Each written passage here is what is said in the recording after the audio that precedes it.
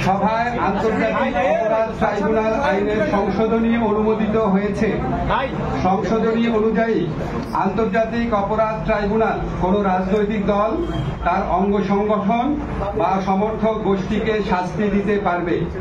উপদেষ্টা পরিষদের বৈঠকে আন্তর্জাতিক অপরাধ ট্রাইব্যুনালে বাংলাদেশের আওয়ামী লীগ ও তার নেতাদের বিচার কার্য সম্পন্ন না হওয়া পর্যন্ত দেশের নিরাপত্তা ও সার্বভৌমত্ব রক্ষা, জুলাই আন্দোলনের নেতাকর্মীদের নিরাপত্তা এবং আন্তর্জাতিক অপরাধ ট্রাইব্যুনালের বাদী ও সাক্ষীদের সুরক্ষার জন্য সন্ত্রাস বিরোধী আইনের অধীনে সাইবার স্পেস সহ আওয়ামী লীগের যাবতীয় কার্যক্রম নিষিদ্ধ করার সিদ্ধান্ত গ্রহণ করা হয়েছে।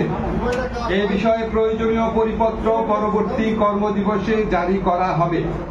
এর পাশাপাশি আজকের উপদেষ্টা পরিষদের বৈঠকে জুলাই ঘোষণাপত্র আগামী 30 কার্যদিবসের মধ্যে চূড়ান্ত করে প্রকাশ করার সিদ্ধান্ত গৃহীত হয়েছে। ধন্যবাদ।